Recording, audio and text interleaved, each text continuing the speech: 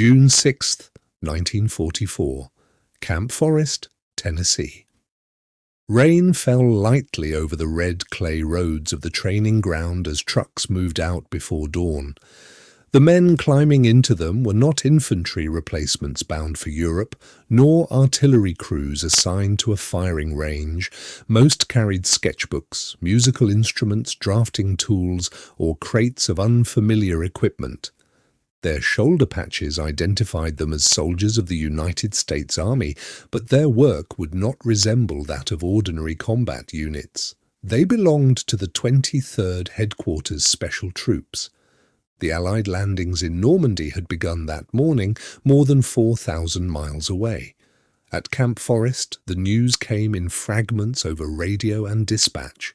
The invasion was underway. For the men of the 23rd, it marked the moment when months of unusual preparation would move from theory to necessity. The 23rd Headquarters Special Troops had been organized earlier that year under orders from the Supreme Headquarters Allied Expeditionary Force. Its strength was approximately 1,100 officers and enlisted men. On paper, it included the 406th Engineer Combat Company, Special, the 603rd Camouflage Engineers, the 3,132nd Signal Service Company, Special, and the 406th Signal Company, Special. Each unit possessed a skill set rarely combined within a single formation. The 603rd Camouflage Engineers contained commercial artists, illustrators, and stage designers from New York and Chicago. The 3,132nd Signal Service Company had access to powerful sound recording equipment and large loudspeakers mounted on half-tracks. The 406th Engineer Combat Company had training in field fortification and demolition, but also in the construction of elaborate decoys. The 406th Signal Company specialized in radio deception, imitating the signal patterns of divisions far larger than their own. Their mission was deception. The idea was not new. During the North African campaign and in the planning of Operation Fortitude, Allied planners had already demonstrated that false radio traffic, dummy installations, and misleading troop movements could alter German defensive dispositions. But the 23rd Headquarters Special Troops represented the first American unit designed to execute tactical deception close to the front line. Their equipment included inflatable rubber tanks modelled on the M4 Sherman, each weighing less than 100 pounds and capable of being erected by 4 men in under 20 minutes. They possessed canvas and plywood artillery pieces, inflatable trucks, and simulated landing craft. The sound company carried recordings of armoured columns, bridging operations and troop movements captured at Fort Knox and other training centres. When played through 500-watt amplifiers, the recordings could be heard up to 15 miles away under favourable conditions. The men trained in secrecy. They studied German aerial reconnaissance methods, the altitude at which Luftwaffe aircraft typically photographed Allied positions, and the angle of morning and afternoon light over European terrain. They learned how to position dummy vehicles to cast realistic shadows and how to disturb the soil around a false encampment to suggest recent activity. In late June 1944, with the Allied lodgment in Normandy expanding slowly beyond the hedgerows, orders arrived. The 23rd Headquarters Special Troops would deploy to England, then cross the Channel. On July 2, 1944, the unit embarked from New York Harbour. The Atlantic crossing was uneventful, but secrecy was maintained. Few outside senior command knew their purpose. Upon arrival in England, they moved to staging areas near Southampton. There, final briefings outlined their first mission on the continent. On July 24, 1944, the 23rd crossed to Normandy. They landed at Utah Beach under a sky still marked by the smoke of bombardment. The air carried the scent of cordite and churned earth. Their trucks rolled inland along narrow roads bordered by thick hedgerows where American infantry divisions had fought for weeks against German defensive lines. Their first assignment was near Saint-Lô. Operation Cobra aimed to break through the German front in Normandy by concentrating air power and armoured forces along a narrow sector. To mask the true location of the breakout, deception units were tasked with suggesting continued strength in adjacent areas. The 23rd established a false assembly area several miles from the actual concentration point. Inflatable Sherman tanks were positioned in open fields, angled to resemble units preparing for an advance. Engineers created tracks in the soil using bulldozers and trucks, ensuring that aerial photography would reveal convincing signs of armoured movement. The radio company transmitted signals imitating a full armoured division, maintaining call signs and transmission schedules consistent with known patterns.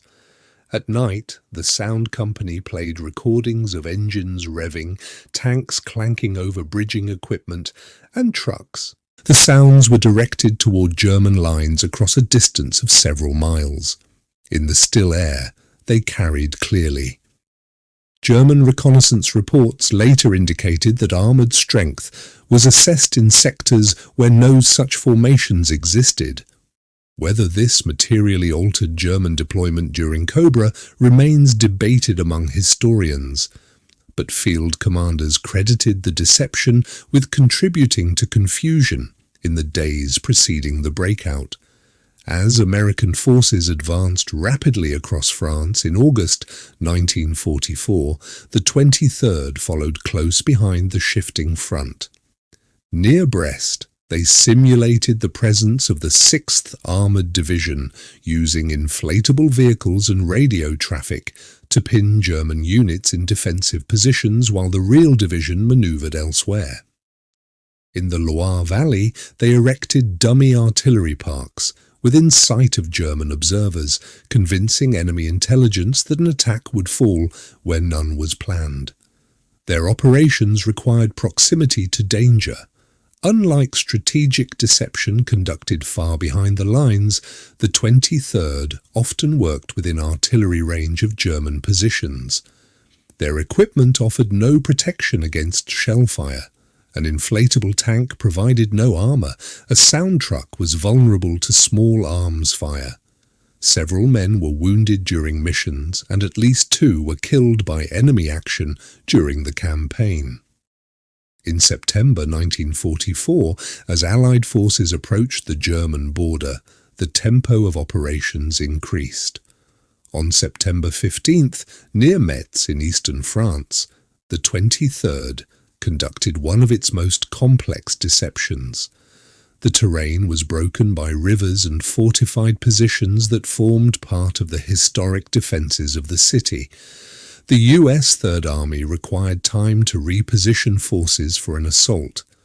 To conceal this movement, the 23rd simulated a river crossing several miles from the actual point of attack. Engineers inflated dummy boats and placed them along the Moselle River. Sound crews broadcast the noises of pontoon bridges being assembled, metal clanking, engines idling, shouted commands. At night, searchlights illuminated the water intermittently, creating the impression of active construction. German artillery responded with intermittent fire on the false crossing site. Shells fell among empty fields and rubber decoys. Meanwhile, real bridging operations proceeded elsewhere with reduced interference. As autumn advanced, weather complicated operations. Rain turned fields into mud, making the transport of inflatable equipment difficult. The rubber surfaces of dummy tanks collected water and sagged under weight. Crews had to drain and re-inflate them repeatedly. Wind threatened to displace decoys, requiring careful anchoring. Despite these limitations, the unit maintained operational flexibility. Between June 1944 and March 1945, the 23rd conducted more than 20 documented deception operations across France, Belgium, Luxembourg, and Germany. In several cases, they simulated entire divisions, formations of 10,000 to 15,000 men, despite numbering only around 1,100 themselves. One of their final and most significant operations occurred in March 1945 during preparations for crossing the Rhine River. The Rhine represented the last major natural barrier before the heart of Germany. After the unexpected capture of the Ludendorff Bridge at Remagen on March 7th, Allied planners sought additional crossing points.